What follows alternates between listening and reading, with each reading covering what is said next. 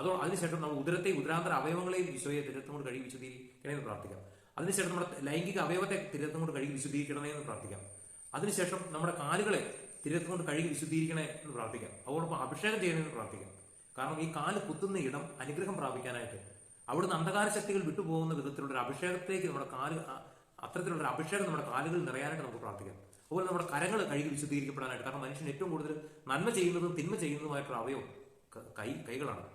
അപ്പോൾ കരങ്ങളെ വിശുദ്ധീകരിക്കപ്പെടാനായിട്ട് പ്രാർത്ഥിക്കാം. അതോടൊപ്പം നമ്മുടെ തലയോട്ട് കഴുകി വിശുദ്ധീകരിക്കപ്പെടാനായിട്ട്, നമ്മുടെ നട്ടല് യേശുവിന്റെ തിരത്തത്തെ കഴുകി വിശുദ്ധീകരിക്കപ്പെടാനായിട്ട്, പിന്നെ നമ്മുടെ ശരീരത്തിലുള്ള എല്ലാ അസ്ഥിഭാഗങ്ങളും അതിനുശേഷം അതിന്റെ ഉള്ളത്തെ മജ്ജ കഴുകി വിശുദ്ധീകരിക്കപ്പെടാനായിട്ട്, അതിനുശേഷം അതിന്റെ പുറത്ത് പൊതിയപ്പെട്ടിരിക്കുന്ന മാംസം കഴുകി വിശുദ്ധീകരിക്കപ്പെടാനായിട്ട്, അതിനുശേഷം അതിന്റെ ഉള്ളിലൂടെ ഒഴുകുന്ന രക്തം കഴുകി വിശുദ്ധീകരിക്കപ്പെടാൻ, അതിനുശേഷം ആ രക്തത്തെ കവർ ചെയ്യുന്ന ഞരമ്പുകൾ കഴുകി വിശുദ്ധീകരിക്കപ്പെടാൻ, അതിനുശേഷം നമ്മുടെ സന്ധിബന്ധങ്ങൾ കഴുകി വിശുദ്ധീകരിക്കപ്പെടാൻ, അതിനുശേഷം നമ്മുടെ കോശങ്ങളും ജീനുകളും ത്വക്കും കഴുകി വിശുദ്ധീകരിക്കപ്പെടാൻ. അങ്ങനെ ഇത്തരത്തിൽ യേശുവിന്റെ പരിശുദ്ധ രക്തത്താൽ കഴുകി വിശുദ്ധീകരിക്കപ്പെട്ട് പൂർണ്ണമായി കഴിയുമ്പോൾ പിന്നെയുള്ള സമയം നമുക്ക് പരിശുദ്ധാത്മാവിനാൽ നിറയപ്പെടാനായിട്ട് പ്രാർത്ഥിക്കാൻ പറ്റും. ഇത്രയും പ്രാർത്ഥിക്കാൻ പറ്റും 1 മണിക്കൂറാണ്. മനസ്സിലായോ? അതിനുശേഷം നിനക്ക് പരിശുദ്ധ ബലിയിൽ പങ്കെടുക്കാനായിട്ട് നിന്റെ ദേവാലയം അടുത്തെങ്ങാനും ഉണ്ട്, നിനക്ക് പോകാൻ പറ്റുന്ന സാധ്യതയുണ്ടെങ്കിൽ പരിശുദ്ധ ബലിയിൽ പങ്കെടുക്കുക.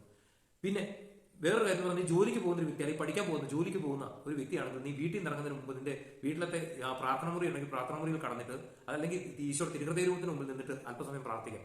അതിനുശേഷം നിനക്ക് വീട്ടിൽ നിന്ന് പുറത്തിറങ്ങാൻ നീ ഒരു 2 വീലറോ ഒരു കാറോ എടുത്തിട്ടാണ് നീ പോകുന്നതെങ്കിൽ ആ വാഹനത്തിൽ കയറി ഇരുന്നതിന് ശേഷം 1 നിമിഷം ആ വാഹനത്തെ സമർപ്പിച്ച് നമുക്ക് പ്രാർത്ഥിക്കാം. ഇനി ഒരു പക്ഷേ നീ ബസ്സിലാണ് യാത്ര ചെയ്യുന്നത്, ബസ്സിൽ കയറി ഇരുന്ന ഉടൻ തന്നെ ആ ബസ്സിലെ ഡ്രൈവറെയും കണ്ടക്ടറെയും നീ ഉൾപ്പെടുന്ന എല്ലാ യാത്രക്കാരെയും സമർപ്പിച്ചെന്ന് പ്രാർത്ഥിക്കാം.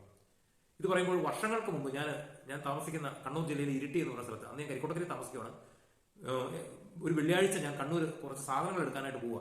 അപ്പോൾ ഇരിട്ടി ഞാൻ സ്ഥിരമായിട്ട് ഇങ്ങനെ ബസ്സിൽ യാത്ര ചെയ്യുമ്പോൾ ബസ്സിൽ കയറി ഇരുന്ന ഉടൻ തന്നെ ആ ബസ്സിന്റെ കണ്ടക്ടറെയും ഡ്രൈവറെയും ക്ലീനറെയും എന്നെയും എന്റെ മുമ്പിലും പുറകിലും സൈഡിലും ഒക്കെ ആയിട്ടിരിക്കുന്ന ആളുകളെയും, അതുപോലെ ഈ ബസ്സിനെ മുഴുവനെയും, അതുപോലെ ആ ബസ്സിന്റെ ഓപ്പോസിറ്റ് ഓവർടേക്ക് ചെയ്ത് പോകുന്ന വാഹനങ്ങൾ, ഓപ്പോസിറ്റ് വരുന്ന വാഹനങ്ങളെയും എല്ലാം സമർപ്പിച്ചെന്ന് പ്രാർത്ഥിക്കുന്ന ഒരു ശീലമുണ്ട്.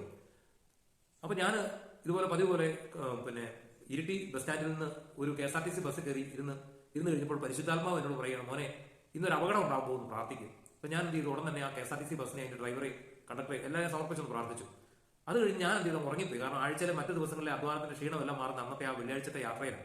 എല്ലാ വെള്ളിയാഴ്ചയും സാധനം എടുക്കാൻ കണ്ണൂർ പോകും. അങ്ങനെ ഞാൻ നല്ല ഉറക്കത്തിലാണ്. ഭയങ്കര ഒരു ശബ്ദം കേട്ടോണ്ടാണ് ഞാൻ ഞെട്ടി എണീറ്റ് നോക്കുമ്പോൾ കണ്ണൂർ അടുത്ത് ചൊവ്വ എന്ന് പറഞ്ഞ സ്ഥലമെത്തി. അപ്പോൾ ഈ ബസ് പോയിട്ട് ഓട്ടോറിക്ഷയ്ക്ക് ഇടിച്ചു. ഓട്ടോറിക്ഷയുടെ മുമ്പിൽ ഒരു ബൈക്കുകാരുണ്ടായിരുന്നു. ബൈക്കിന്റെ മുമ്പിൽ ഒരു കൊച്ചുണ്ടായിരുന്നു. ഇയാൾ ബ്രേക്ക് ഔട്ടി, ഈ ഓട്ടോറിക്ഷക്കാരൻ ബ്രേക്ക് ഔട്ടി. പക്ഷേ ഓട്ടോറിക്ഷയുടെ പുറകെ പോയിട്ട് KSRTC ഇടിച്ചിട്ട് അതിന്റെ ഓട്ടോറിക്ഷയുടെ ബ്രേക്ക് ലൈറ്റ് അതിന്റെ ഉള്ളിൽ കയറിപ്പോയി. കൂടുതലൊന്നും സംഭവിച്ചില്ല.